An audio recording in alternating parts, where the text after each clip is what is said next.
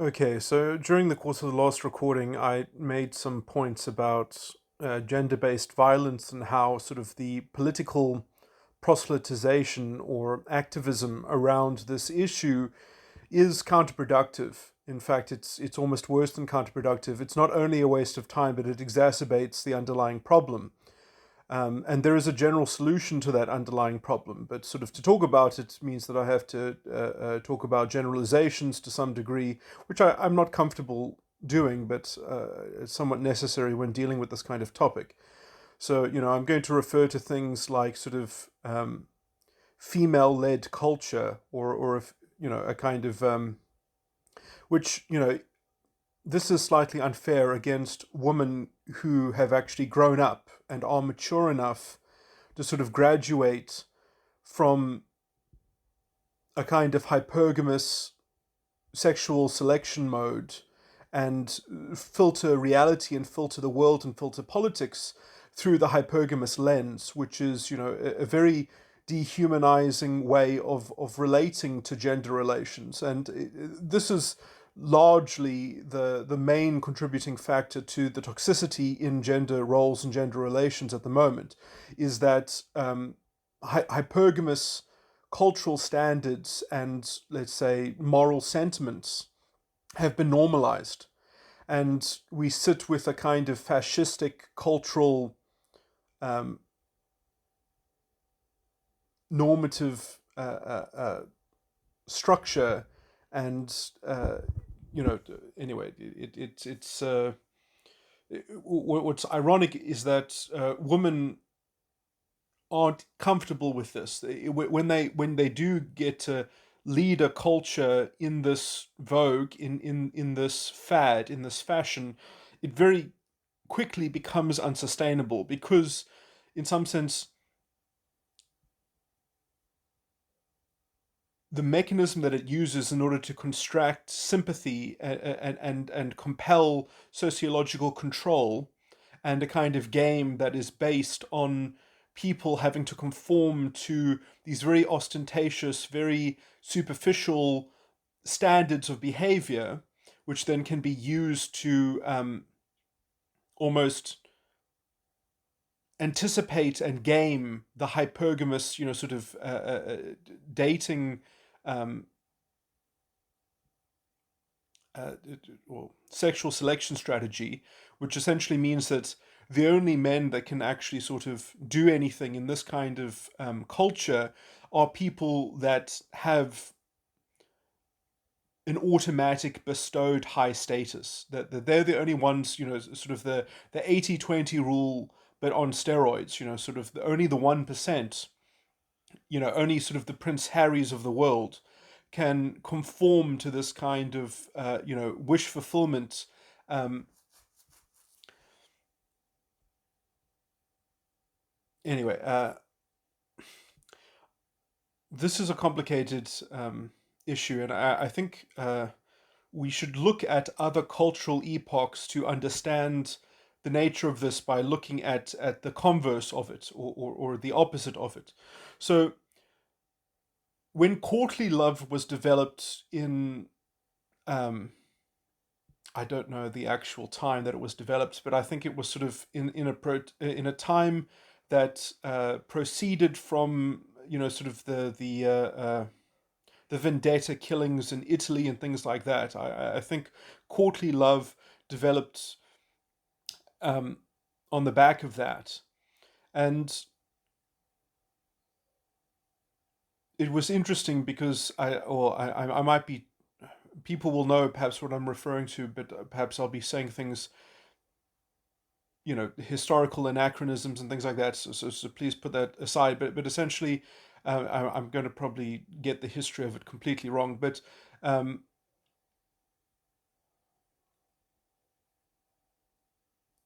the when chivalry, as I see it, essentially modulated itself into um, quite a clever device to compelling women to graduate from hypergamy. So how this worked was essentially, and I see this happening on a kind of collective cultural level, is that the men got together and they said, the quality of our relationships is just, it's feeble, it doesn't work, it's hollow, and women don't meet us on the negotiating grounds. They're not actually seeing us. They're just seeing our status, or they're seeing something that, and quite cleverly, they worked out a kind of formula in which it was almost like an inverse shit testing. That it was almost like a gauntlet that a woman would have to be put through. And at the end of that gauntlet, she would become mature enough to actually have a real relationship with them.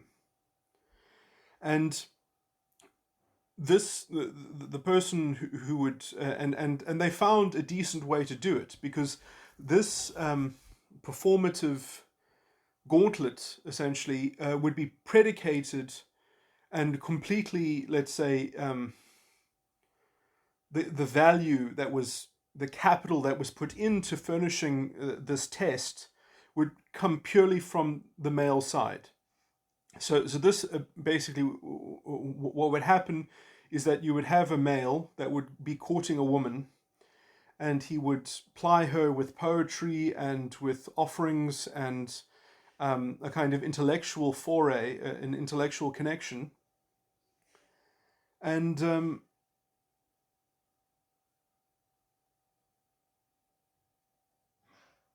And he would do things at great expense, in some sense.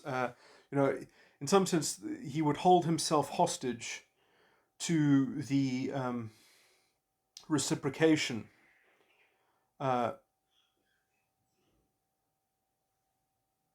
of the expression of affection. And what he would do was essentially he would be lovesick, and the only way for the love sickness, which would essentially involve things like, I mean, not exactly this physically, but spiritually, but also psychologically, that he would be fasting. He would be doing something that would be perhaps self sacrificing, and this self sacrificing would escalate um, into levels of a kind of self-damage or a self-harm, which only the woman that he was courting could save him from. And so that would be essentially the question, is that when would she essentially give up the escalating attention and the escalating gifts and the escalating adulation of her when would she have the maturity? And I'm going to put this in a bit of a metaphor. When would she grow a reverence and a respect and a proper understanding of the spirit of the Father, that she would actually herself embody the spirit of the Father by saying, no, this is enough, we don't have to make this ostentatious display of affection, because I can actually trust that there's something authentic behind it all, that these are all just, so essentially when she had enough of it, and when she essentially was mature enough to say, I don't have to see you enact love sickness.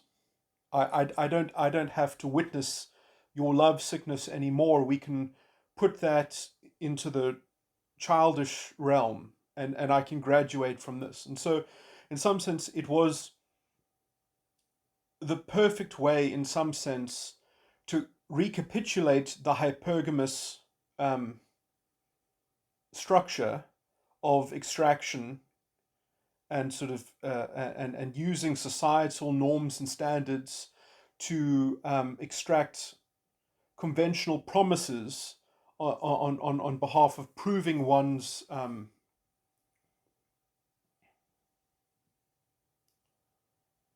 uh,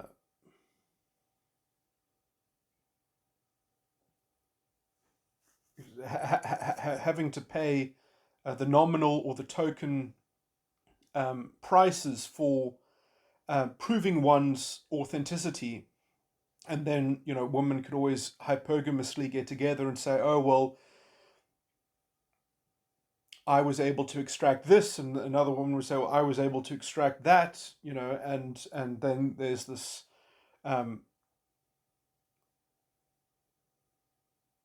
very competitive game, which is quite ironically, I always think, this is actually the real source of toxic masculinity, is hypergamy. But never mind, all of these things are because men are very prone to slotting themselves into the competitive games, which are contemplatively framed by women in the first place, who have by far the greater amount of cultural control, even so that the whole love sickness thing was a way to almost disguise the true masculine virtue of independence and an actual authentic understanding, and incept the feminine system so that it can actually be properly emerged from or graduated from. So this, I think, was the whole project of courtly romantic love. I think it's sometimes called romance, but when I talk about romance, I'm talking about the Russian aristocracy. I'm not talking about this courtly love. But yeah. Anyway,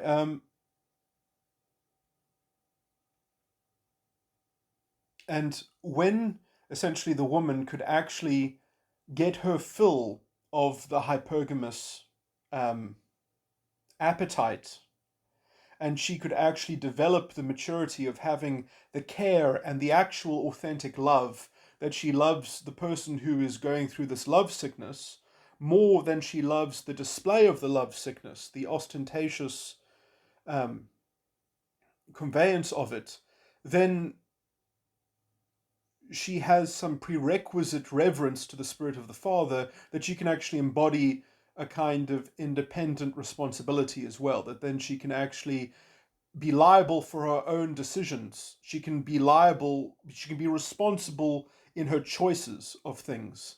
And then she is broken out of the prison of what is the usual feminine norm or whatever, is essentially trying to attract promises that have a kind of societal norm guaranteeing those promises, and sitting on a bank of those promises waiting to cash them out, because one does not have to ever be responsible for one's choices or what one ends up in terms of one's outcome, so long as you can say, well, I was promised this or that. And this is also why anima possessed men are, in my view, this is what makes them attractive to women, is because anima possessed men are temperamental, they're emotional, they're unstable, and they will create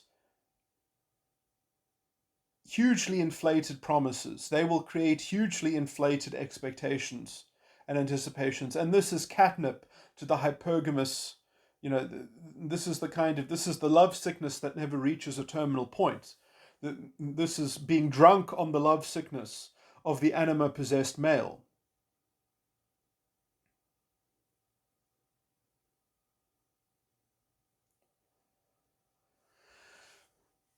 Okay, so these are, and so then ironically, the real solution to this is not creating social psychology siren call that all men should feel collectively bad about toxic masculinity.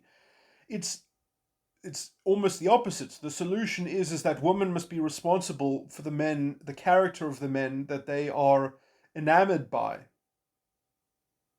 and they need to monitor these things. And although I didn't describe it that well, but in the courtly love scenario, when the poetry and because along with that poetry there was a lot of philosophy, and a lot of that philosophy has the breadcrumbs of exactly what I'm saying, so much so that I'm confident in my analysis of these things, that of piercing through the ostentatious veil of reality and actually getting to this independent authenticity and responsibility and reverence of the Spirit of the Father, because without that basic standard, without that basic fundamental value, there is nothing that you can have an authentic relationship. There's nothing that you can base an authentic relationship upon, because it's all just in the alternative to authenticity. There is just societal pretense and conventions, and you can only trust these things based on how good sounding the promises sound, you know. And men in general have, although this is not entirely true, but men, I would say, because of being raised to bootstrap responsibility on themselves for the outcomes of things, have a greater tendency to develop this kind of capacity of authenticity to some degree. But then if they do ever develop that, they sit there alone without a woman that has a similar sensibility or a similar maturity, and then you get this, you get another kind of toxic gender relation, in which all women are sort of perpetual infants to some degree or another, and culture makes room for this, and then we have other kinds of, so we've got almost a collection of pathologies that reproduce themselves in a kind of bundle with each other. How this would be solved to some degree is that, and also the primary problem of women being attracted to anima-possessed men, is that you would have to bootstrap responsibility for women. You'd have to treat them a bit more like men are treated in terms of being responsible for the outcome of their decisions and their choices, and not merely just saying, oh, well, you were promised the world, so when you didn't receive the world, then that's the world's fault.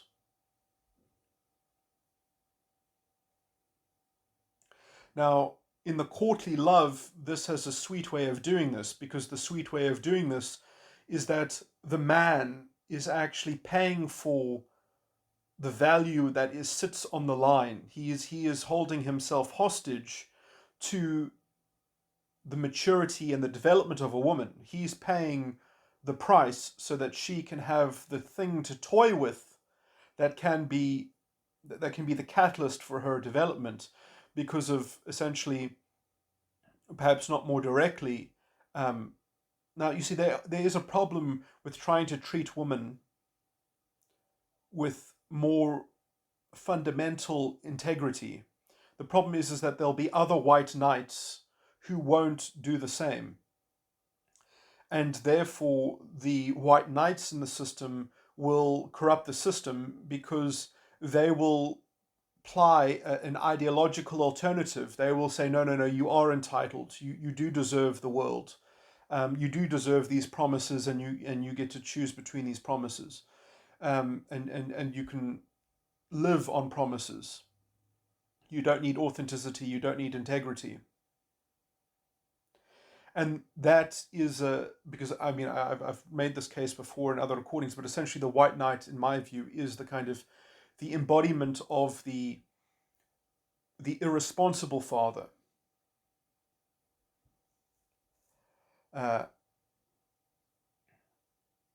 Because somebody else will pick up the tab.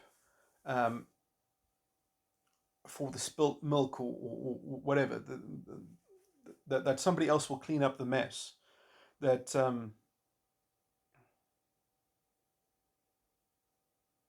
somewhat having a blind eye to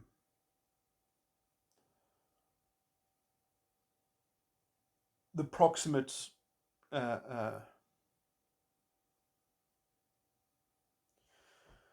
failures and sort of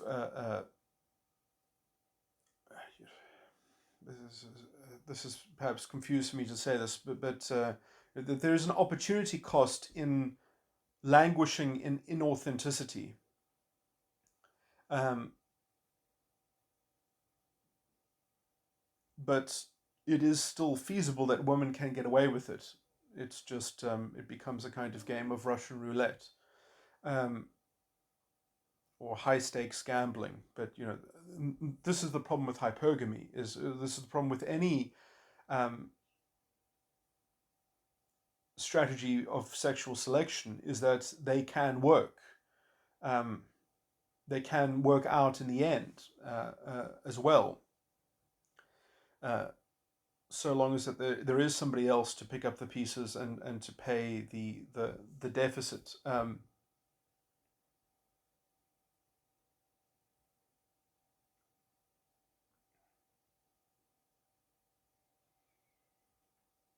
But it was essentially, it uses a form of compromised injustice. Um, but then, for people that don't care about responsibility or don't care about accountability, um, that form of injustice is just is completely overlooked. Anyway, I just wanted to make a clarification point about white knights, and because when I first discussed this with Good Mother,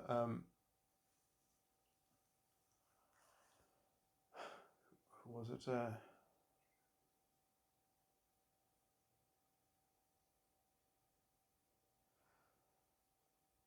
She brought up sort of Chad and Tyrone. I think sort of the stereotype or the archetype of Chad and Tyrone, these people are actually sort of grey knights, where they are the siblings of the hypergamous female, and they are sort of playmates, and they are almost the masculine version of hypergamy itself. Um, and in some sense, there's almost, this is going to be a confused way of describing it, but there's almost a kind of lesbianism um, between the attraction of the Chad and the Tyrone, that these are sister hypergamous women who are themselves sort of portraying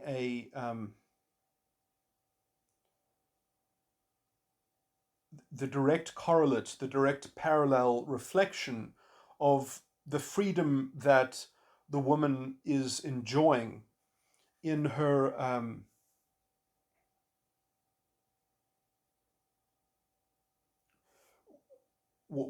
within a kind of white knight narrative, that essentially the white knight is missing because now you just have the grey knight, and in some sense the narrative that is unfolding is a kind of is supposed to be like a white knight story tale, sorry, a white knight fairy tale, but and there's a vicarious projection that I do think that in something like the Chad and the Tyrone is meant to be the kind of, I don't know how to say this nicely or whatever, but it's almost like um, in the same way that Agent Smith in The Matrix is essentially an ideological is the representation of third wave feminism, and essentially the general and a kind of solution in third wave feminism that everyone should burden the structure of the system equally, that we should all be equal, we should all be assimilated into Agent Smith. That is what Chad and Tyrone are. That if both men and women could have the same valence under enjoying the same latitude of freedom and the same latitude of irresponsibility. Um,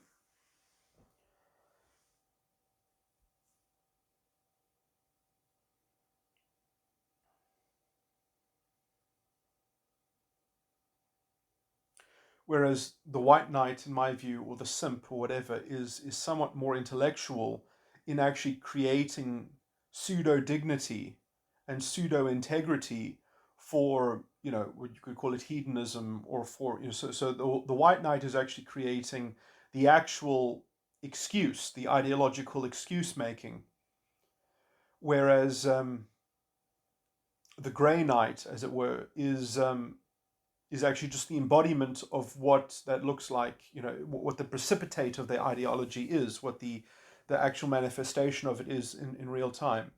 Um, and, sort of the dark knight or the black knight or the perpetrator in the bad guy in this would be essentially someone who says something like, oh, well, uh, if that's what they want to do, then they can have that, but then they can also have the consequences to that. And there's something like the kind of the double-edged sword of responsibility and perhaps the spirit of the father, that that these things accrue to people based on their that there is actually a standard of justice and merit, and those who fail uh, that bar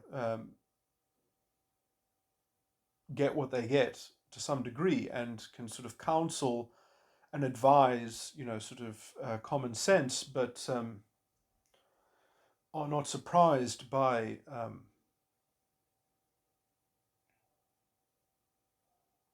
the kind of the perpetual degeneration and the perpetual mediocrity and the perpetual, kind of injustice as it continues to sort of create false scapegoats and vent pressure. Um, anyway, for its own agitated state, which it still fails to take responsibility for.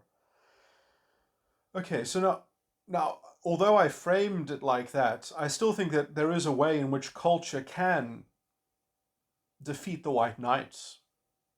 Culture can vilify white knightery. It could say, no, no, no, no, women should be held responsible and accountable, and men who try to be white knights and create ideological excuses for women um, are acting quite insidiously against women's interests, and are doing so on the basis of selling them sort of a pack of lies, a pack of convenient excuses. And they're trying to undermine their authentic development. And I think that those things are true as well. But you can have a culture that essentially does that, that has a higher bar for women in some sense, and that holds that developmental pressure up as that developmental pressure exists for men. Um, Now, obviously, across the gender divide, humanity is a diverse lot of a diversity of intelligence, a diversity of talent, a diversity of all these sorts of things, you know. But I'm just saying, on general, the norms around masculinity are generally much more healthy than the cultural societal norms around femininity, um, which are, if anything, much too entrenched within hypergamy, um,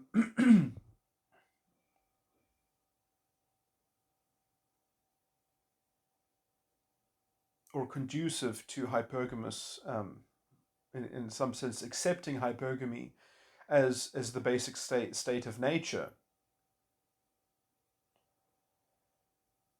Now, I mean, I could generally say that this is what naturally happens when you have, and this is a bit of a description. I don't like using this description, but a female-led cultural status quo, because you really have to choose a culture that is characteristically authentic and independent, but that has to be developed within the mind directly, not essentially within, let's say, within the loins of sexual selection. That, sort of the female sexual selection um, strategy of hypergamy is a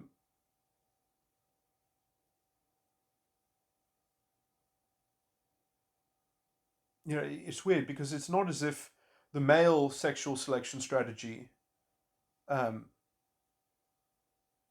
which has various different forms of promiscuity, uh, is basically its basic driving tenet is essentially pro- is some form of promiscuity. And there are many ways of achieving this. You can achieve this through white knighting. You can achieve this through lots of other things. And somewhat ironically, sort of white knighting probably was more successful when it was a subculture and not the central pillar around which sexual roles and gender identity sort of where everything constellated around it.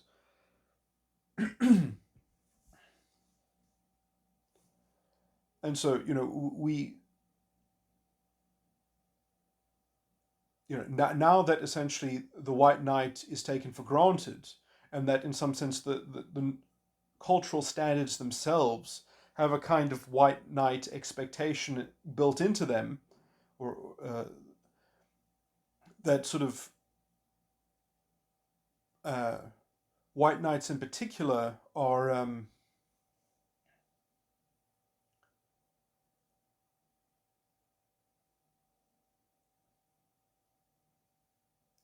sort of this tawdry.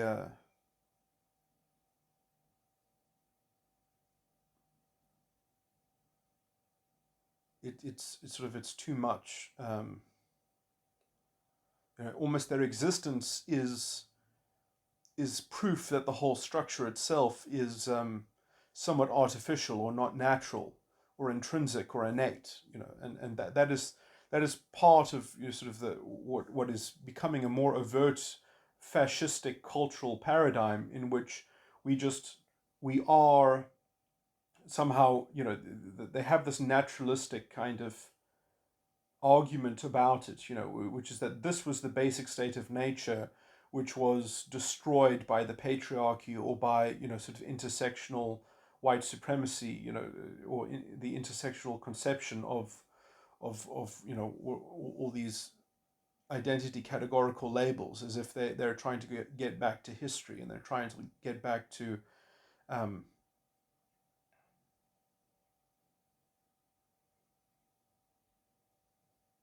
it's interesting because I mean there are certain things within gender relations that cannot be deconstructed without deconstructing intelligence itself, because gender relations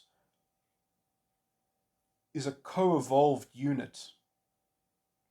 Masculinity did not evolve independently of femininity and vice versa. They evolved together, which means that between the genders, in their relations with each other, Darwinistic Darwin mechanics or Darwinistic mechanics has no descriptive or proscriptive or any kind. Evolutionary theory cannot deconstruct things that are co-evolved, because if things are co-evolved on the outside as a unit pair, together they evolved as a unit pair, but relative to one side to the other side, there is no mechanistic dynamic that is evolutionary. There's a unique um, uh, uh, transcending property there, and there's a unique dimension there, and that you could argue is also essentially the dimension. I mean, the Greeks were the first probably to map out that intelligence comes by way of eros, but not the Cupid eros, but the primordial eros. Um,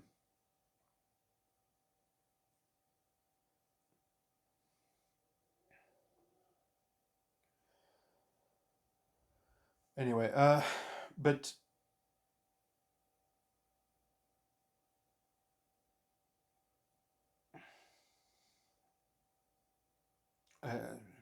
people, I think, also they are so deluded by material things and by the world itself, and they don't really understand the dimension, the layer in which virtue exists, and the layer in which integrity exists and truth exists, not as a factual point in the world, but uh, it's something like an economy of style. It's an economy of a kind of immaterial conservation, and in an eternal um, there's a window to eternity within the immaterial accounting of things. But many people they step over that window of eternity. They look past it, and they look into worldly things, and they look into worldly consequences, and they see that they can get away with something potentially. That there's a somebody else can pick up the tab. That irresponsibility and a kind of injustice um, can be remunerative in some other commodity or currency. Um,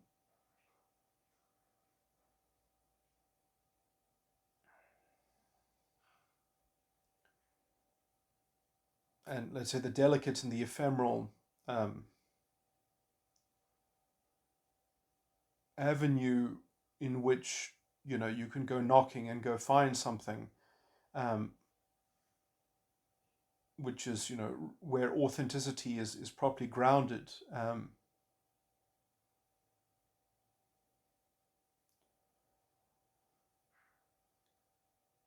Sort of the peddlers of divorcing oneself from integrity, the peddlers of narrative witchcraft that allow you to imagine that you are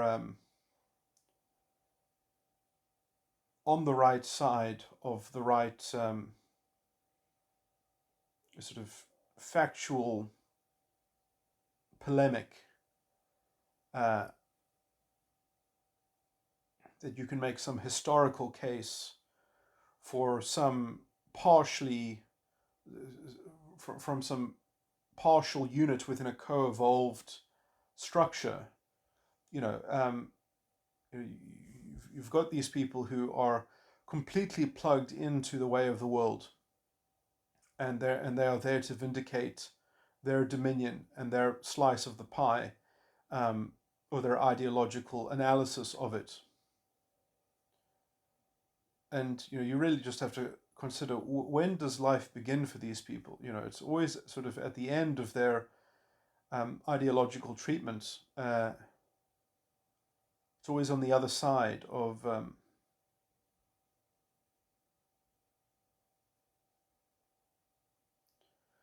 this immediate, incessant hunger. And I think that hunger is, I mean, there are some very commonly shared ones. Obviously, strategies of sexual selection. They give you an idea that, well, if you can cheat the material system, um,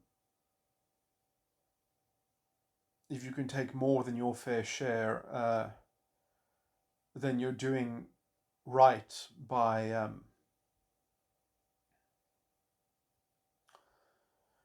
your lineage, or by your ancestors, perhaps, or by your genes, or by your ability to sort of infernally reproduce your own irresponsible behavior. Um,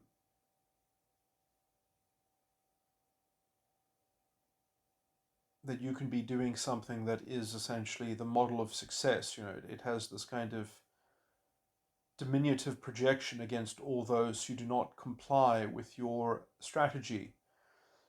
So it's this weird kind of self-aggrandizing, beastly grandiosity. The idea that vanity can get away with itself.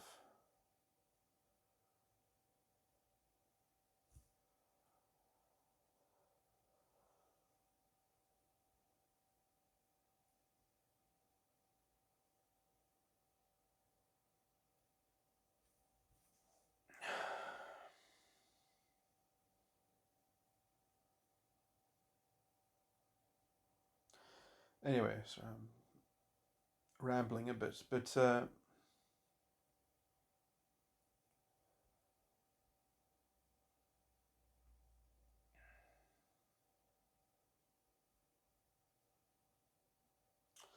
really makes me wonder about, sort of this courtly love, and this, that these men that were going fishing for a woman.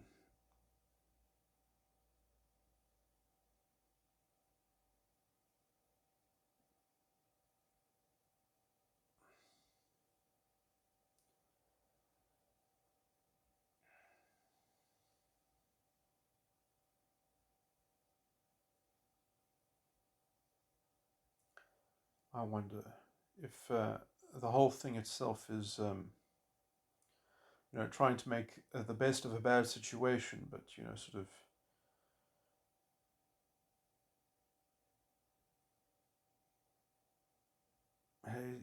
It's interesting because there's always been a certain, usually with a stratified society with many different classes, that it's always been the poorer classes that had access to a kind of bootstrapped authenticity, because uh, they could never afford to get into trying to unhypnotize people. So in some sense, they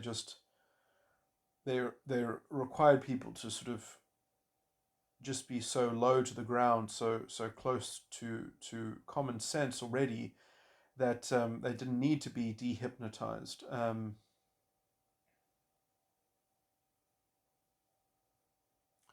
That their life experience was already rich enough. Uh, in seeing the, sort of the tremendous juxtaposition between the insanity of the higher classes and the indulgences of their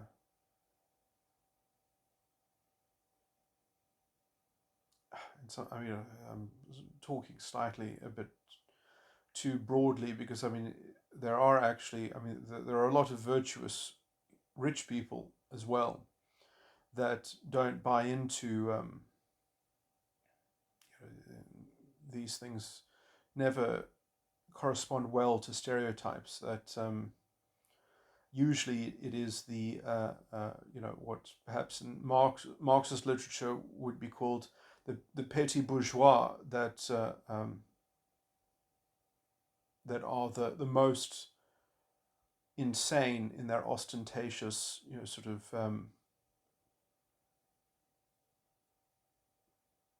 uh,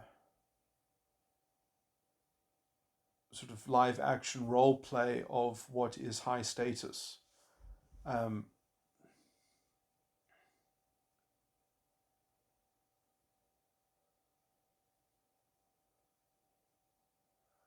but there certainly are enough wealthy people who have that same sort of motif that I've just tried to describe as the petty bourgeois. That they are,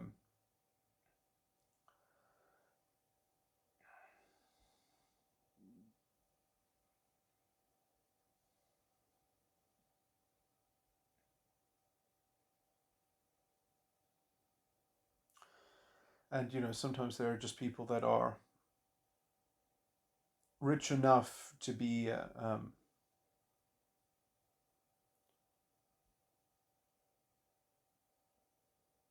in their own kind of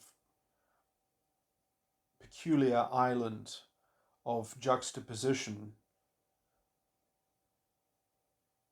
to have a certain sensitivity to what is authentic and what isn't authentic. It's interesting. I mean, you can never sort of stereotype these things into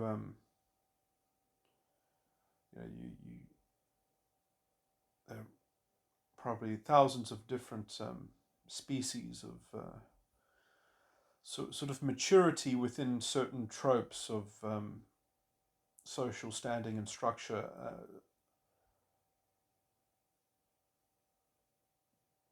Anyway, I'm rambling again. I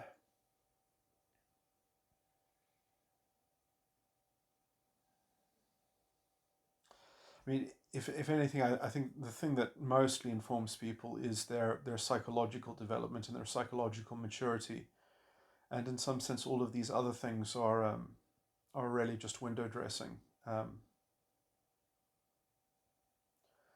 it usually is unique to find people who have the legs to go into and to go far into maturity and development. That they don't have the legs to carry them, and without some kind of structure, support structure, some kind of social support structure to reflect some sort of authenticity to them, they're just kind of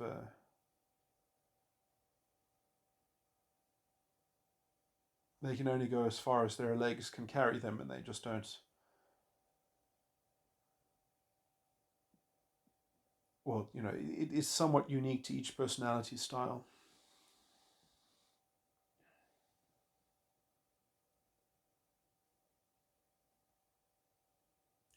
They say people need each other or whatever, but there are different. Some people have stronger feet. Some people have sort of stronger trunks. I'm using this as a kind of spiritual metaphor, but sort of without it being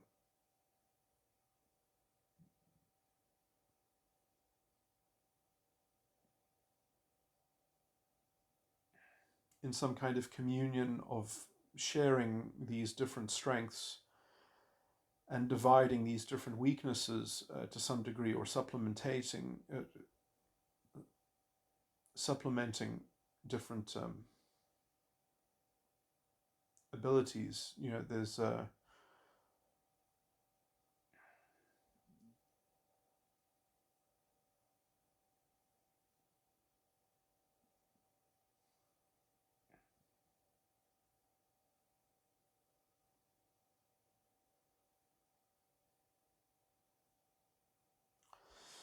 anyway. So I'm rambling too much now, but yeah,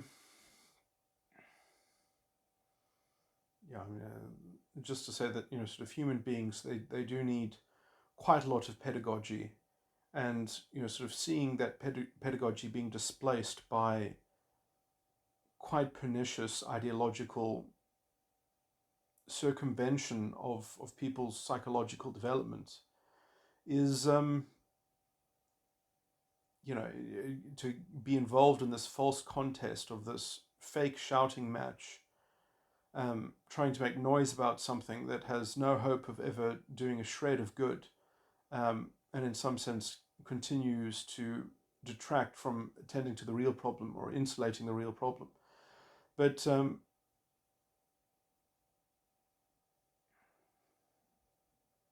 I didn't elaborate that well about how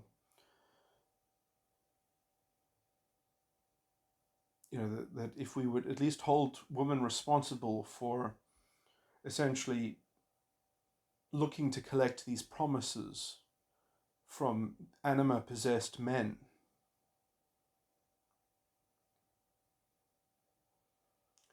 if that trope by itself was made I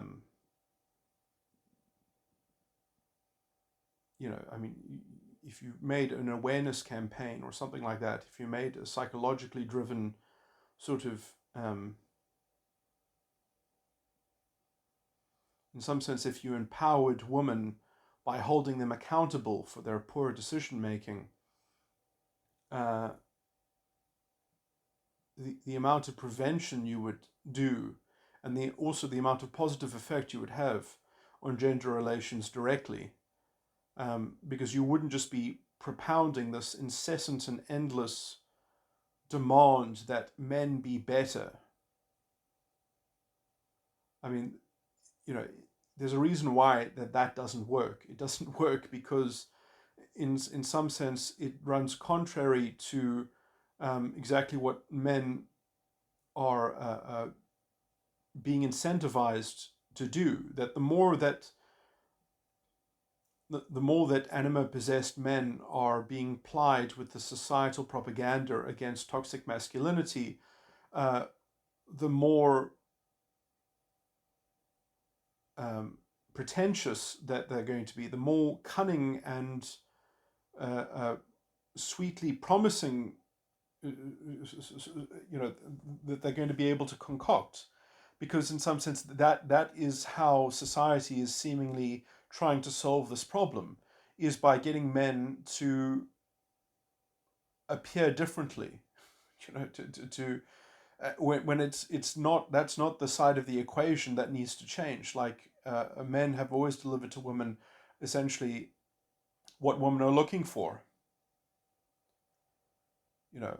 It's a crazy idea that like women just get abducted into these toxic relationships. No, they are participants, and not recognizing that, and sort of, this tremendous toxic idea that you must never blame the victim. Well, if people continue to be the victim, and the I mean, it's just you can see how this is an insoluble sort of problem that just keeps on propounding its own negative feedback.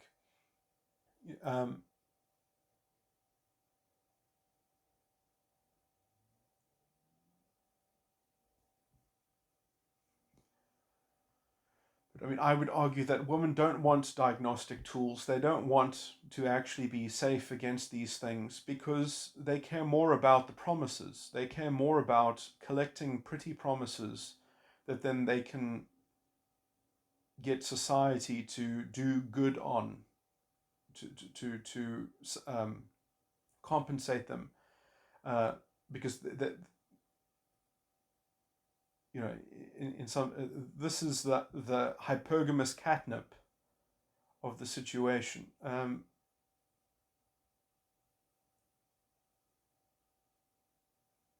That somehow society must take collective responsibility for the promises that these women were seduced by or were tempted by in order to fall into these toxic relationships with these anima-possessed men.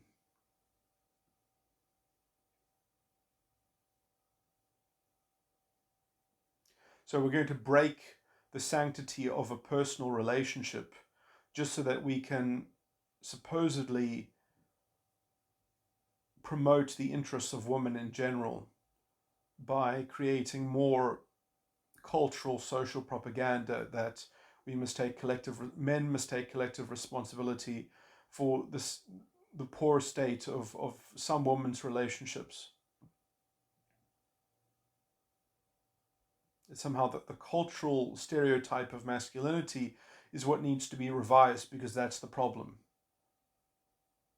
No, the problem is femininity, this unsustainable juvenile infantilism in feminism, essentially, which is quite ironic compared to what they say that they want. But women have had, in general, very little compunction about hypocrisy, and in fact, it's a taboo to call out a woman's hypocrisy. And this is part of why we sit with the mess that we sit with these bad solutions